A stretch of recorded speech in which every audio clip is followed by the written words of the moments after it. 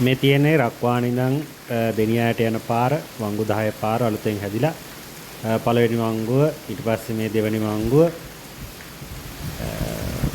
දැන් බොහොම ලස්සනට මේ පාර තියෙනවා. දැන් තුන්වෙනි වංගුව පහු කරන්නේ බොහොම ලස්සන පාරක් මේ දෙනියාට යන CTB බස් රථය බොහොම ලස්සනයි. දැන් මේ පාර හදලා තියෙන්නේ. මේ පාරේ ගොඩක් දේවල් තියෙනවා සංචාරකයන්ට බලන්න. මේ හතරවෙනි වංගුව මේ තියෙන්නේ සියඹලා ගහක් විශේෂ ස්ථානයක්. පස්වෙනි වංගුව දැන් පහු කරන්නේ. ඊළඟට මේ 6 වෙනි වංගුව 6 වෙනි වංගුවෙන් පස්සේ අපිට 7 වෙනි වංගුව මේ ස්ථානයේ තියෙන බෞද්ධ මධ්‍යස්ථානය.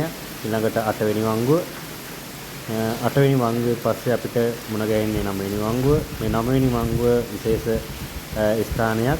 මෙතන නැවතිලා ගිමන් හැරලා මොන හරි කාලා දීලා එහෙම යන්න පුළුවන් තැනක්.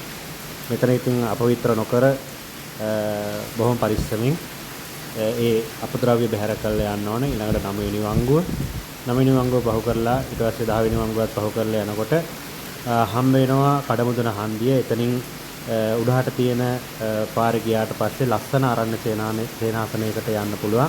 මේ තියෙන්නේ අරණ්‍ය සේනාසනයේ හාමුදුරන් වහන්සේලා දහවල් දාණයට වඩින අවස්ථාව. බොහොම සුන්දර දර්ශනයක්.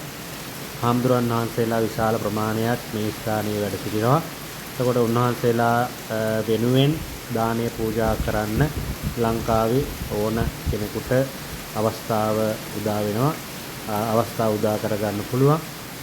ඉතින් පුංචි ස්වාමීන් වහන්සේලා විශාල ප්‍රමාණයක් මේ අරණ්‍ය සේනාසනයේ තියෙන රෝහණ වනවාස මූලික පිරිවෙනේ ඉගෙන ගන්නවා.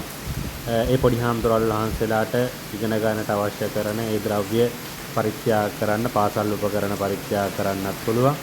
මේ ඒ අපි ගියපු දවසේ මහාන වෙච්ච පුංචි හාමුදුරුවන් වහන්සේලා තමයි ඒ ලොකු හාමුදුරුවෝ ළඟින්ම ගමන් කළේ, වැඩම කළේ. ඉතින් මේ සුන්දර අලුතෙන් ඉදිවෙච්ච වංගු 10 පාරේ ඇවිල්ලා මේ ස්ථානයට ආවොතින් ගොඩාක් දේවල් බලා ගන්න පුළුවන්. බොහෝ දුරට දැන් ලංකාවේ සහ ලෝකයේ ප්‍රසිද්ධ වෙච්ච ගල්කරාමය තියෙන්නේ මෙන්න මේ ආරණ්‍ය සේනාසනයේ.